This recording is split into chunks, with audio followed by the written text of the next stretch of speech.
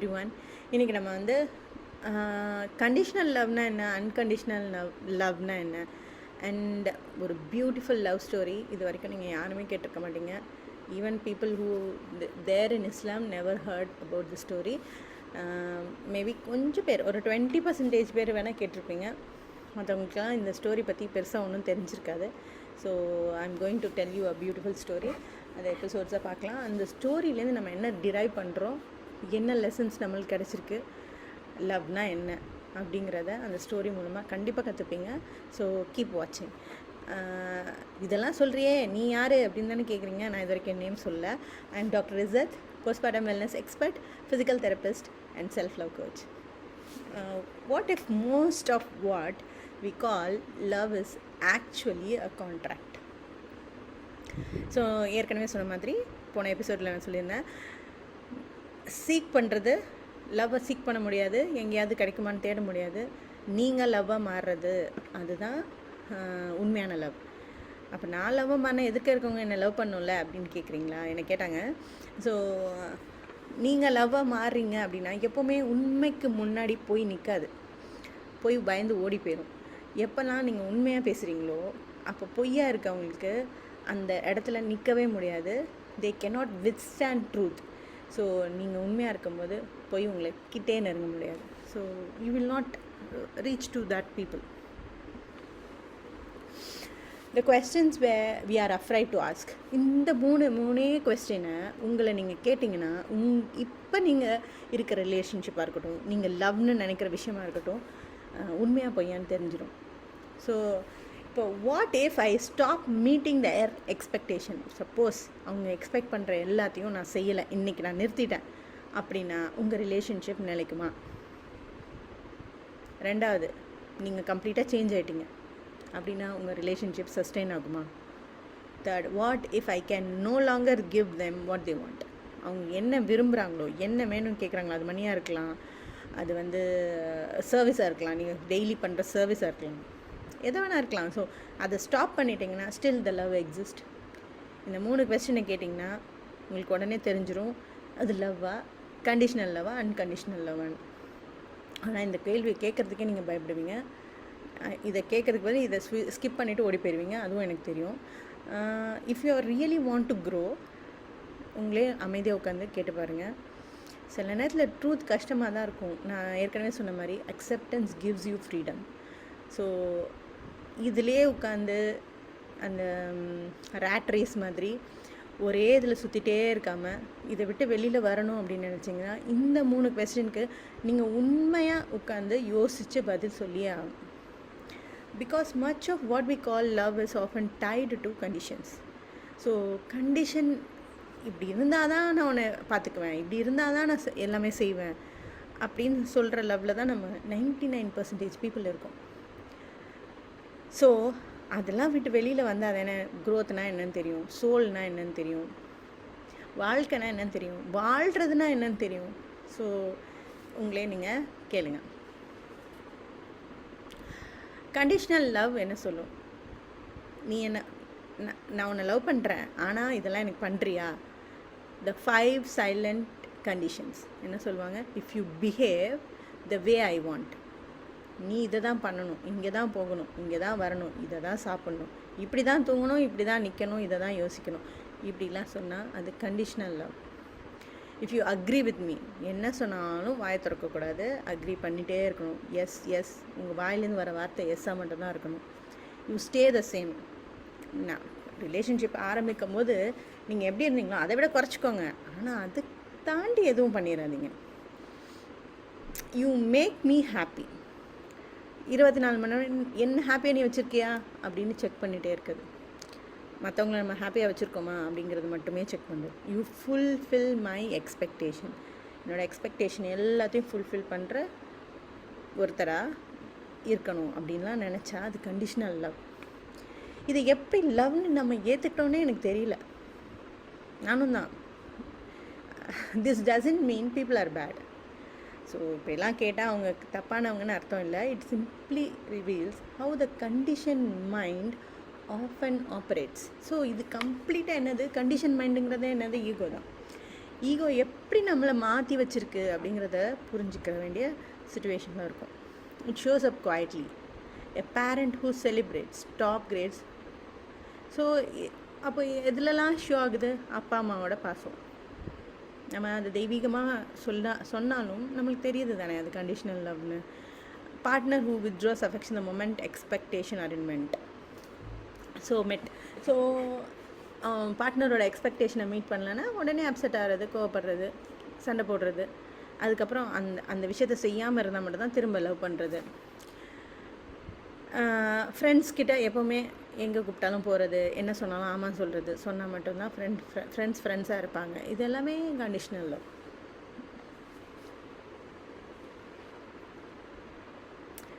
ருமி described என்ன சொல்கிறாரு?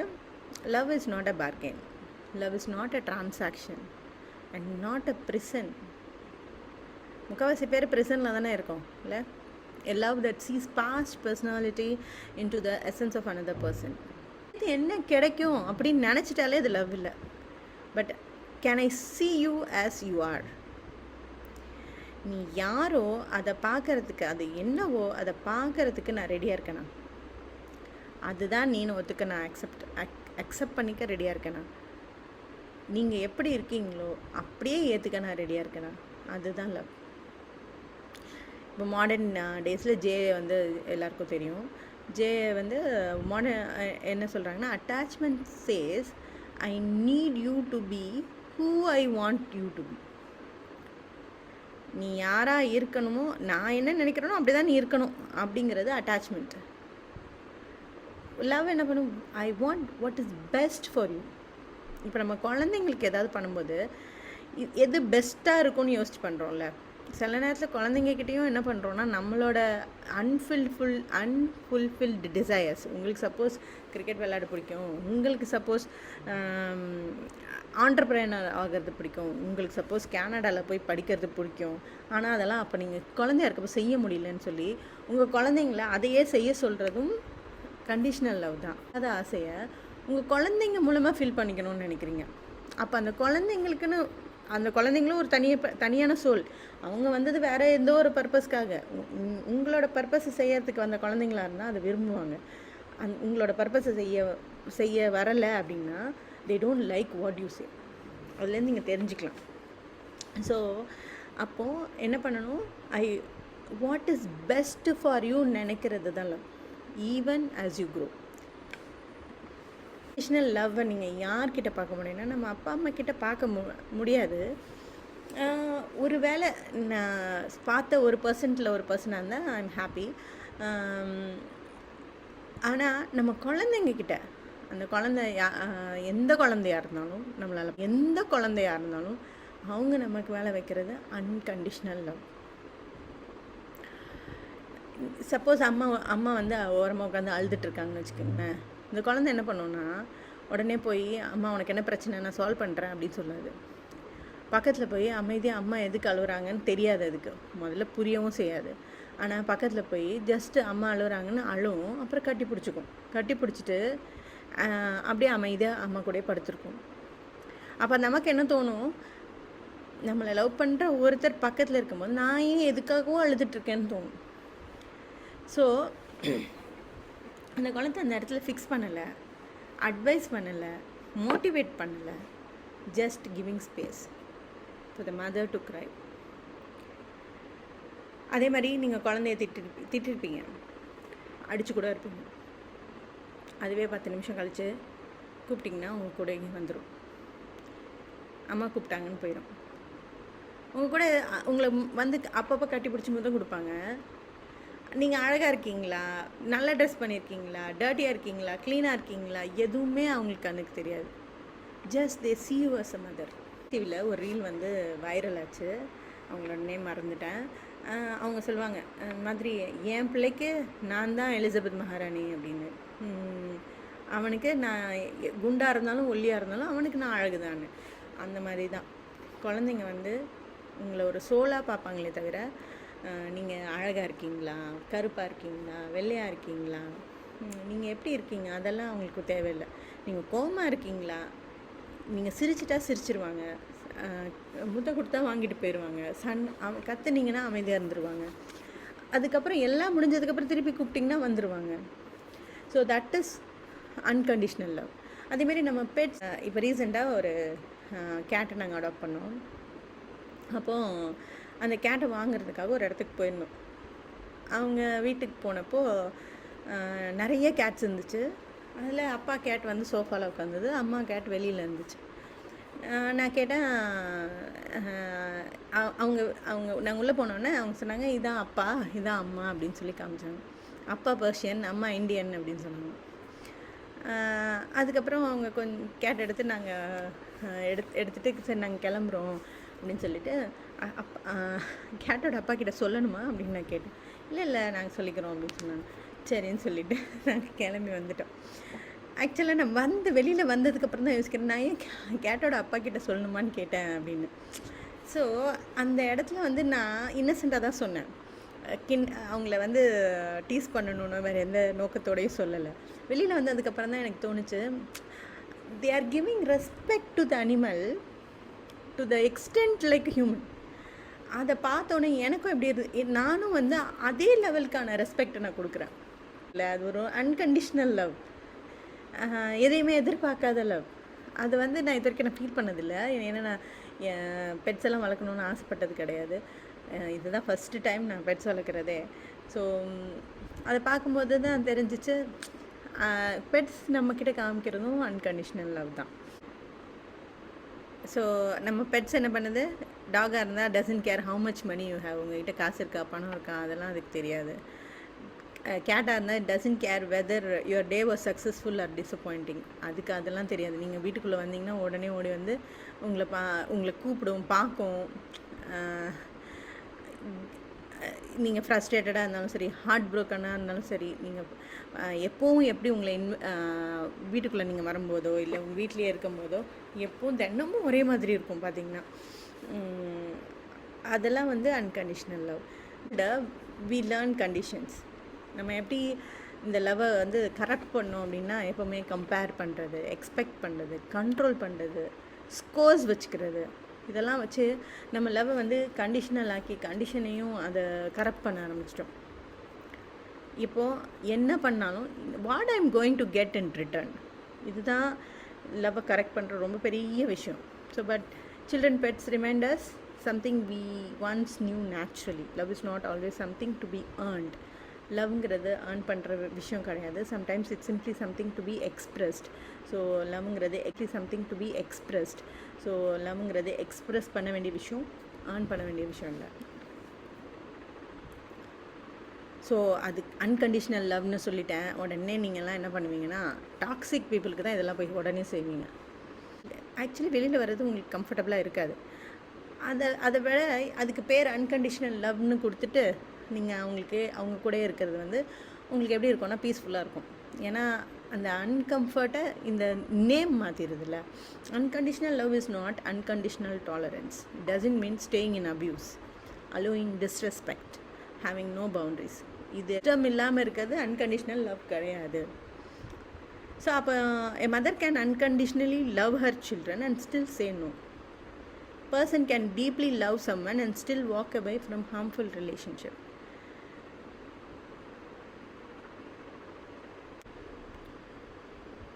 So ஒரு பூ பூக்குதுன்னா அதை யாரெல்லாம் பெருமையாக புகழ்கிறாங்களோ அவங்களுக்காக பூக்குறது இல்லை. அதே மாதிரி அதோட ஸ்மெல் அதை வந்து இவங்களுக்கு கொடுக்கணும் அப்படின்னு சொல்லி பிரிக்கிறது இல்லை. It simply express its nature. அந்த மாதிரி தான் அன்கண்டிஷ்னல் லவ். யாரும் unconditional love, are you worthy of my லவ்னு கேட்காது. Love is something we give to worthy people. Love is not something we give to worthy people. Love வந்து worthy பீப்புளுக்கு மட்டும் கொடுக்குற ஒரு விஷயமும் கிடையாது. Love is something we become. Conditional love என்ன பண்ணும், how can I keep this person அப்படின்னு யோசிக்கும். Unconditional love, how can I honor this person. So conditional love rooted in presence, trust and freedom. Conditional love rooted in fear of loss, control and scarcity. Purest lesson about love are rarely taught by philosophers, teachers or books. They are taught by children who hugs you when you are hurting, They are taught by pets who waits for you when the whole world seems to forget you. So unconditional love யார் நம்மளுக்கு கற்றுக் கொடுத்துட்ருப்பா கொடுக்குறா? Unconditional லவ்வை யார் நம்மளுக்கு கற்றுக் கொடுக்குறா? நம்ம குழந்தைங்க, நம்ம pet. So here is tonight question to carry with you. What would your relationship look like if you stop keeping a score? நீங்கள் ஸ்கோர் பண்ணாமல் இருந்தீங்கன்னா, அடுத்த பர்சனை ஜட்ஜ் பண்ணாமல் ஸ்கோர் பண்ணாமல் இருந்தீங்கன்னா உங்கள் ரிலேஷன்ஷிப் எப்படி இருக்கும்? இல்லை இன்னொரு விஷயம் என்னென்னா, சப்போஸ் நீங்கள் கப்பல்ஸாக க்ரோ ஆகிட்டே வரீங்கன்னு வச்சுக்கோங்களேன், ஆல்மோஸ்ட் ஒரு 5 years 10 years ஆகிடுச்சு அப்படின்னா, உங்களுக்குள்ளே நிறைய பெட்டர் மூமெண்ட்ஸ் இருந்திருக்கும். இந்த பெட்டர் மூமெண்ட்ஸை இப்போ நான் இப்படி சொல்கிறதுனால உங்களால் சரி பண்ண முடியாது. ஒரு நாளில் அப்படியே அந்த கோவத்தெல்லாம் போக்கிட முடியாது. ஏன்னா எப்போவுமே நம்ம ஹார்ட் நியாயத்தை தேடும். நம்ம ஒன்றுமே பண்ணாதப்போ ஒரு தப்பு நடந்துருச்சு, அதுக்கான தண்டனையை நம்ம அனுபவிக்கணும்னு நினைக்கிறப்போ அதை நம்ம ஹார்ட் விடாது. என்ன பண்ணும்? என்னதான் இருந்தாலும் எனக்கு நியாயம் வேணும்னு கேட்கும். ஸோ அப்படி இருக்கிறப்போ, அப்படி நியாயம் கேட்குறப்போ உங்களால் ஆங்கரை விட முடியாது. ஆங்கரை விடணுன்னா அதுக்கு நிறைய ஸ்டெப்ஸ் இருக்குது. அதே மாதிரி ஒருத்தரை மன்னிக்கிறதுங்கிறது ஆங்கர் போகாமல் உங்களால் மன்னிக்கவே முடியாது. அந்த ஆங்கர் போகிறதுக்கு தான் ஃபஸ்ட்டு ஸ்டெப் எடுக்கணும். இதெல்லாம் இன்டிகிரேஷனில் மட்டும்தான் என்னால் சொல்லித்தர முடியும். இப்படி கிளாஸாக எடுக்க முடியாது. ஏன்னா இப்போ நான் சொல்கிறேன்றதுக்காக நீங்கள் ஒரு நாள் பண்ணுவீங்க, 2 நாள் பண்ணுவீங்க, 3ஆவது நாள் ரட்சகன் படத்தில் வர மாதிரி அப்படியே பர்ஸ்ட் அவுட் ஆகிடும் அது. ஏன்னா நீங்கள் கண்ட்ரோல் பண்ணுறீங்க, நீங்கள் அண்டர்ஸ்டாண்ட் பண்ணி இன்டகிரேட் பண்ணல. ஸோ அதனால தான் மோஸ்ட் ஆஃப் த டைம்ஸ் இந்த மாதிரி அட்வைஸ் எல்லாம் கேட்கும்போது திரும்ப என்ன ஆகுது, ஒரு 3 நாள் இல்லை 1 வாரம் 1 மாதம் உங்களால் அமைதியாக இருக்க முடியும். அதுக்கப்புறமா திருப்பி பழைய நிலைமைக்கே போயிடுவீங்க. ஸோ இதை இன்டெகிரேட் பண்ணணுன்னா எல்லோரும் சொல்கிற ஜெனரிக் அட்வைஸ் கிடையாது. நான் ட்ரை பண்ணிட்டேங்க அது எல்லாத்தையுமே, அது எதுவுமே நடக்காது. ஜெனரிக் அட்வைஸில் இது சும்மா கோவத்தை கண்ட்ரோல் பண்ணு அப்படின்னு சொன்னால் நீங்கள் கண்ட்ரோல் பண்ணிடுமா? உங்களோட பாஸ்கிட்ட போய் நோ சொல்லு அப்படின்னா சொல்லிடுவீங்களா? அதெல்லாம் யாராலையும் முடியாது. உள்ளேருந்து வரணும், அது ஹார்ட்லேருந்து வரணும். அந்த கரேஜ் வரணும்னா உங்களை பற்றி நீங்கள் கரெக்டாக நினைக்கணும். முதல்ல நீங்கள் சொல்கிறத நீங்களே செஞ்சு பார்க்கணும். அப்போ தான் அதெல்லாம் வரும். நீங்கள் ஒரு பொய் சொல்கிறீங்கன்னு வச்சுக்கோங்களேன், உங்களை பற்றி நீங்கள் என்ன நினைப்பீங்க? நான் ரொம்ப நல்லவன் நினைப்பீங்களா? கண்டிப்பாக நினைக்க மாட்டீங்க. நம்ம பொய் சொல்கிறோன்றது உங்களுக்கு தெரியும், வெளியில் என்ன வேணால் காமிச்சிப்பீங்க, ஆனால் உள்ளுக்குள்ளே உங்களுக்கு தெரியும் நான் பொய் சொல்லியிருக்கேன்னு. அந்த எண்ணம் இருக்குல்ல, ஒவ்வொரு தடவையும் நீங்கள் ரிப்பீட் பண்ணுவாங்க, செல்ஃப் எஸ்டீம் செல்ஃப் ஒர்த்தை குறைச்சிட்டே வரும். அப்போ அதை மாற்றணுன்னா உண்மையை பேசணும். உண்மையை பேசினாதான் லவ்வே பண்ண முடியும். அப்போ உண்மையை பேசுகிறதுக்கு என்ன வேணும்? தைரியம் வேணும். நீங்கள் உண்மையை பேசணும், தைரியம் வரணும். அந்த தைரியம் வந்து நீங்கள் பேசுவீங்களா, அப்புறம் எல்லோரும் உங்களை விட்டு ஓடி போயிடுவாங்க. ஏன்னா உண்மையை பேசுகிறவங்க கூட யாரும் இருக்க மாட்டாங்க. இப்போ தனியாக இருக்கணும். இப்போ தனியாக இருந்து நீங்கள் லவ்வை கற்றுக்கணும். அதுவும் செல்ஃப் லவ் ஃபஸ்ட்டு கற்றுக்கணும். ஸோ இதெல்லாம் பார்க்குறதுக்கு ஈஸியாக இருந்தாலும் கஷ்டம் கிடையாது, ஆனால் ஈஸியும் கிடையாது. பண்ண முடியும். It's not impossible but possible. அதுக்கு தேவை உண்மை இருந்தால் தான். சப்போஸ் நான் வல்னரபிளாக இருக்கணும்னு ஒருத்தர் சொல்கிறேன்னு வச்சுக்கோங்களேன், ஹீல் ஆகாத ஊன்ஸ்க்கு நீங்கள் வல்னரபிள் ஆக முடியாது. ஏன்னா ஸ்டில் இட்ஸ் ஹர்ட்டிங். அதை உங்களால் எப்போவுமே வெளியே சொல்ல முடியாது. வல்னரபிலிட்டி எப்போ வரும்னா உங்களோட ஊன்ஸ் ஹீல் ஆகும்போது தான் வரும். அந்த ஹீல் ஆகிடுச்சுன்னு வச்சுக்கோங்களேன், அதுக்கப்புறம் யார் என்ன சொன்னாலும் நீங்கள் கவலைப்பட மாட்டீங்க. ஆனால் ஹீல் ஆகாத உண்டு நீங்கள் உங்களால் என்றைக்குமே வெளியில் சொல்ல முடியாது. அப்போது இது எல்லாமே process. It will not happen in one day. Unconditional லவ்ங்கிறது என்ன தெரியுமா? Advanced level of human consciousness. அந்த அட்வான்ஸ் லெவலுக்கு போகணுன்னா ட்ரூத் இல்லை உங்ககிட்ட, கரேஜ் இல்லை, ஹானஸ்டி இல்லை, இந்த மாதிரி எந்த கேரக்டருமே இல்லாத ஒருத்தரால் அந்த லெவலில் ரீச் பண்ண முடியாது. அப்போ அப்படி இல்லாத 2 பேரை சேரும்போது லவ் எப்படி இருக்கும்? அட்லீஸ்ட் அதை நான் ட்ரை பண்ணணும்னு நினைக்கிற ஒருத்தரால் மட்டும்தான் அன்கண்டிஷனல் லவ்வை ரீச் பண்ண முடியும். ஸோ எல்லாராலையும் முடியாதுன்னு சொல்லலை, முடியும். ஆனால் உண்மையை பேச ஆரம்பிக்கும் போது தான் அது முடியும். அதோட ஃபர்ஸ்ட் ஸ்டெப் உண்மையை பேசுகிறது. அப்படி பேசணும் அப்படின்னு நினச்சா உங்களுக்கு பயம் வருதா இல்லை சந்தோஷமாக இருக்கா? அப்படி பயம் வருதுன்னா உங்களை மாற்றிக்க வேண்டிய விஷயம் நிறைய இருக்குன்னு. So unconditional love starts with you from first, starts with self love, starts with truth. So இதுக்கான ஒரு பியூட்டிஃபுல் லவ் ஸ்டோரி சொல்கிறேன். நம்ம நிறைய லவ் ஸ்டோரி பார்த்துருக்கோம், ஆனால் எதுவுமே உண்மை கிடையாது.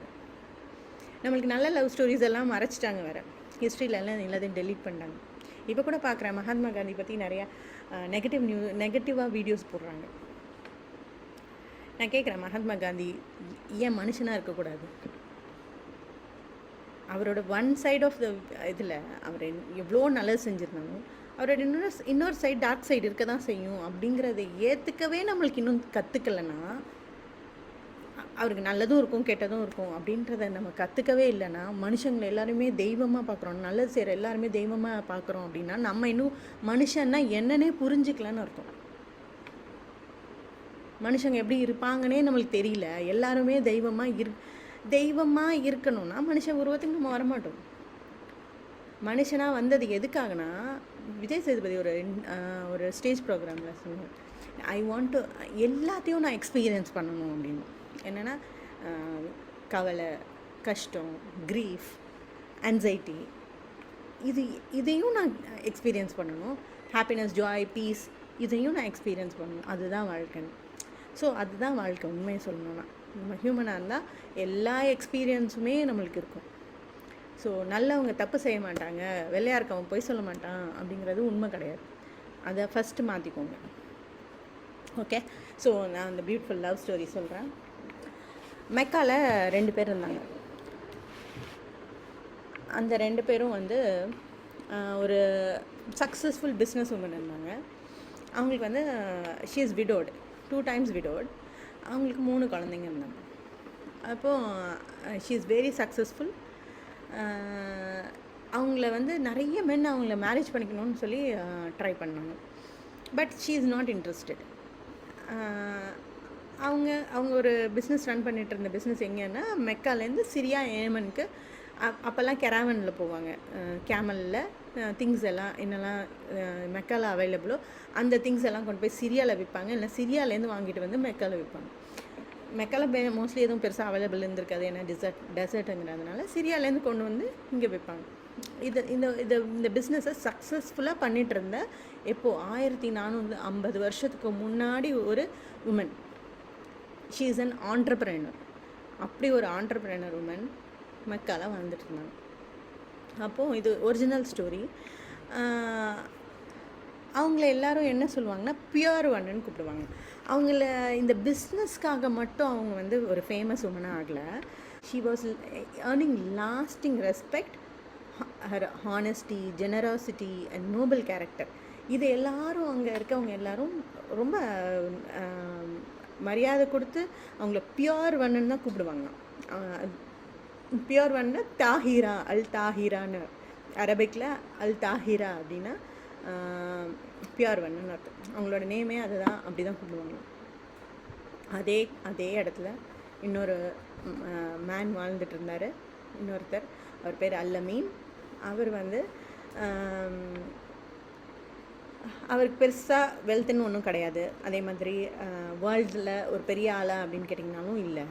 அப்புறம் ஒரு ஆர்ஃபனாக நிறைய ஹார்ட்ஷிப் ஏர்லி ஏஜ்லேயே, குழந்தையிலேயே அனுபவித்து வளர்ந்த ஒருத்தர். ஆனால் அவரை எல்லாரும் அல்லமீன் கூப்பிடுவாங்க. அல்லமீன் அப்படின்னா ட்ரஸ்ட் வர்தியான ஆள் அப்படின்னு. ஸோ அந்த மெக்காவில் 2 பேர் இருந்தாங்க. ஒருத்தர் வந்து பியூர் ஒன்னு கூப்பிடப்பட்ட அல் தாஹிரா, அண்ட் இன்னொருத்தர் அல் அமீன். அவர் வந்து அந்த ஊரில் எல்லாரும் ட்ரஸ்ட் வர்தி அப்படின்னு கூப்பிட்ட ஒருத்தர். ஸோ இவங்க 2 பேரும் எப்படி மீட் பண்ணுறாங்க, எப்படி அவங்க லவ் ஸ்டோரி ஸ்டார்ட் ஆகுது, அவங்க எப்படி கல்யாணம் பண்ணிக்கிறாங்க, அவங்க கல்யாணம் பண்ணதுக்கப்புறமா அதனால என்ன நடந்தது, இதுதான் அந்த லவ் ஸ்டோரி. இது பியூட்டிஃபுல் ஸ்டோரி. நிறைய பேருக்கு தெரியாது. தமிழில் நான் தான் ஃபஸ்ட்டு சொல்கிறேன்னு நினைக்கிறேன். அவங்க கேரக்டர் வச்சு தான் எல்லாருக்கும் தெரியும். அவங்களோட மற்ற விஷயங்களை தாண்டி, வெல்த்தை மற்ற விஷயங்களை தாண்டி இவங்க 2 பேருமே கேரக்டரில் பெஸ்ட்டான பர்சன் அப்படின்னு சொல்லி அந்த ஊர் மக்கள் கூப்பிடுற 2 பேர். அப்படி அந்த மாதிரி இருந்த தாஹிரா என்ன பண்ணுறாங்க, ஒரு நாள் ஒரு இம்பார்ட்டண்ட் டெசிஷன் எடுக்க வேண்டியது இருக்குது. ஒரு இன்வெஸ்ட்மெண்ட் பிக்கர் இன்வெஸ்ட்மெண்ட் பண்ணுறாங்க. அதுக்கு வந்து ஒரு ரிலையபிளான ஆள் வேணும். இந்த கூட்ஸ் எல்லாம் எடுத்துகிட்டு சிரியாவுக்கு போயிட்டு சிரியாவிலேருந்து எடுத்துகிட்டு வரணும். இதுக்கு யாராவது ட்ரஸ்ட்வர்தியான ஆள் கிடைப்பாங்களா அப்படின்னு சொல்லிட்டு அவங்க சர்ச் பண்ணுறாங்க. அப்போது அவங்க திரும்ப திரும்ப திரும்ப எல்லார் மூலமாக கேட்ட ஒரு நேம் வந்து அல்லமீன். ஸோ என்ன பண்ணுறாங்க, சரி அவரே கூப்பிட்டு அவர்கிட்ட சொல்கிறாங்க, இந்த மாதிரி இது ரொம்ப இம்பார்ட்டண்ட்டான பிஸ்னஸ் ட்ரான்சாக்ஷன், நீங்கள் பத்திரமா இந்த இன்வெஸ்ட்மெண்ட் நான் நிறைய பண்ணியிருக்கேன், நீங்கள் எடுத்துகிட்டு போயிட்டு திருப்பி எடுத்துகிட்டு வரணும் அப்படின்னு சொல்கிறாங்க. அவரும் அக்செப்ட் பண்ணிக்கிறார். ஸோ கேரவன் ஸ்டார்ட் ஆகுது. அப்போது கதிஜா என்ன பண்ணுறாங்க, தாஹிரா என்ன பண்ணுறாங்க, அவங்களோட சர்வன்ட் மெய்டை கூட அனுப்புகிறாங்க. ஸோ இவங்க 2 பேரும் ட்ராவல் பண்ணி போகிறாங்க. அண்டு அதர் பிஸ்னஸ் பீப்புள் எல்லோரும் சேர்ந்து போகிறாங்க. இந்த மெய்டை அவரோட ஆக்டிவிட்டீஸ் எல்லாம் பார்த்து அப்படியே மெஸ்மரைஸ் ஆகிடுறா. உடனே வந்து தாஹிரா கிட்ட சொல்கிறா, இந்த மாதிரி நான் வந்து அல்லமீனை பார்த்தேன், அவங்க ரொம்ப ரெஸ்பெக்டபுளாக இருக்காங்க, ஹானஸ்டியாக இருக்காங்க, ட்ரஸ்ட்வர்தியாக இருக்காங்க, அவங்கள எங்கே போய் என்ன பேசினாலும் எல்லாரும் ரொம்ப ரெஸ்பெக்ட் பண்ணுறாங்க அப்படின்னு ரொம்ப எக்ஸைட்டடாக அந்த தாஹிரா கிட்ட வந்து சொல்கிறான். அப்போது அவங்க ரொம்ப வருஷமாக இந்த பிஸ்னஸில் இருக்காங்க, நிறைய மென்னை அவங்களுக்கு கீழே வேலை பார்க்குறதுக்கு இந்த மாதிரியான வேலையெல்லாம் கொடுத்துருக்காங்க. பட் யாருமே சரியாக பண்ணதில்லை. ஸோ அவங்களுக்கு ஃபஸ்ட் டைமாக இப்படி ஒருத்தர் சொல்லும் போது அவங்களும் ரொம்ப சந்தோஷப்படுறாங்க. தெரியாது, this is going to unfold a change for the human history அப்படிங்கிறது யாருக்குமே அந்த டைமில் தெரியாது. ஸோ சில நேரத்தில் கடவுள் வந்து 2 பேரை ஒன்றா கொண்டு வர்றது ஆர்டினரி விஷயமா இருக்கலாம். ஒரு பிஸ்னஸ் அக்ரிமெண்ட்டாக இருக்கலாம், இல்லைன்னா ஒரு சாதாரண கான்வர்சேஷனாக இருக்கலாம், இல்லை ஒரு ஷேர்டு ரெஸ்பான்சிபிலிட்டியாக இருக்கலாம். ஆனால் நம்மளுக்கு ஆர்டினரியாக தெரிகிற ஒரு விஷயம் it's going to bring extraordinary திங்ஸ்னால் நம்புவீங்களா? அதுதான் இந்த ஸ்டோரியில் பார்க்க போகிறோம். ஸோ இதுலேருந்து என்ன தெரியுதுன்னா, அவங்களோட லவ் ஸ்டார்ட் ஆகிறதுக்கு முன்னாடி Tahira respected Allameen from her heart. அதே மாதிரி Allameen built trust in her heart before he enters the home. So ஒரு ரிலேஷன்ஷிப் ஸ்டார்ட் ஆகணும் அப்படின்னா start on integrity, trust and finally on love. அந்த ரிலேஷன்ஷிப் தான் emotionally mature relationship that will last forever. So இந்த ஸ்டோரியை இன்னும் நம்ம டீப்பாக பார்க்கலாம். நெக்ஸ்ட் இதில் இன்னும் டீட்டெயிலாக அவங்க எப்படி லவ் பண்ண ஆரம்பித்தாங்க, எப்படி கல்யாணம் பண்ணிக்கிட்டாங்க, கல்யாணம் ஆனதுக்கப்புறம் என்னாச்சு, எப்படி அது ரெவல்யூஷனாக மாறிச்சு, ஹியூமன் ஹிஸ்ட்ரி அது எப்படி மாற்றுச்சு அப்படிங்கிறத இனி நெக்ஸ்ட் ஸ்டோரியில் பார்க்கலாம். தென் see you then. Bye.